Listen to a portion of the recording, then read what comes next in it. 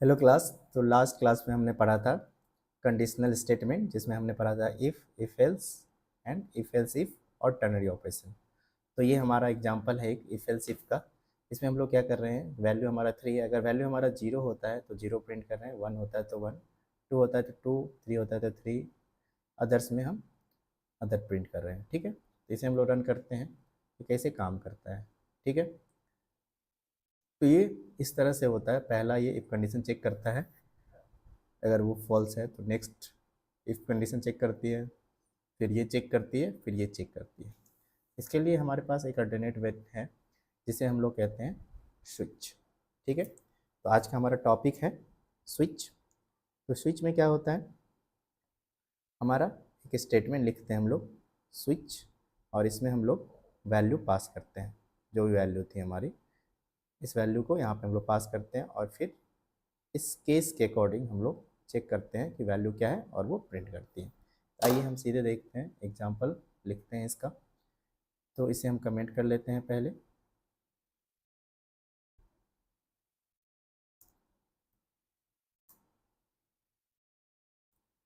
यहाँ लिखेंगे हम लोग स्विच, स्विच में हमारा वैल्यू पास होगा। फिर हम लोग लिखेंगे केस, केस हमारा पहला क्या है, 0, प्रिंट 0। और ये इसके बाद हमें एक ब्रेक देना होता है। अगर हम ये ब्रेक नहीं दे तो क्या होता है वो हम देखेंगे। पहले हम लोग लिखते हैं ब्रेक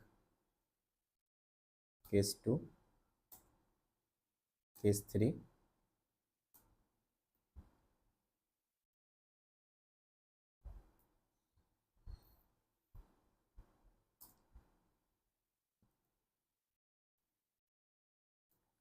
शॉर्टकट हम लोग यूज कर लेते हैं 3, और लास्ट होता है हमारा डिफ़ॉल्ट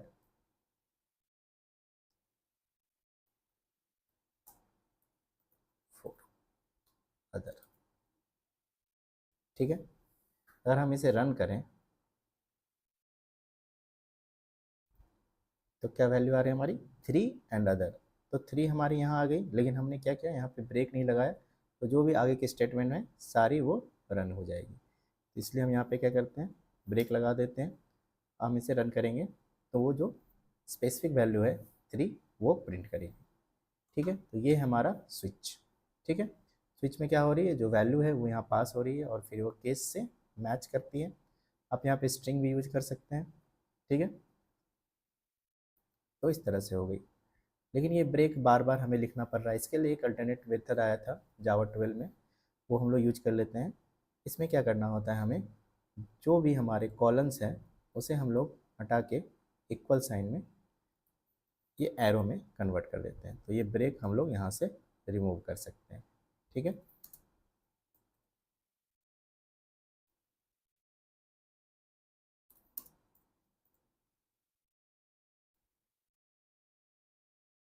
इस तरह से हमने सारे कॉलम रिमूव कर दिए। आप मिक्स यूज नहीं कर सकते हैं। ठीक है, अब देखिए रन करते हैं तो सेम वैल्यू आ रही है 3।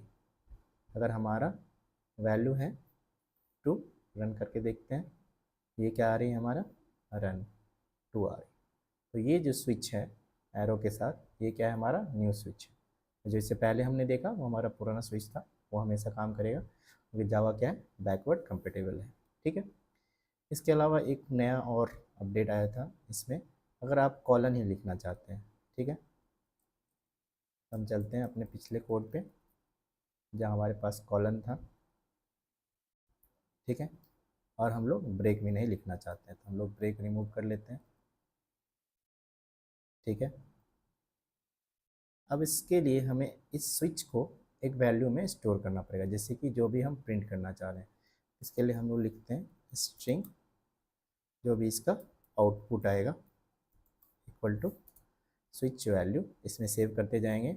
और इस वैल्यू को यहाँ प्रिंट करने के बदले हम लोग लिखेंगे यहाँ पे प्रोड्यूस दिस इल्ड दिस 0।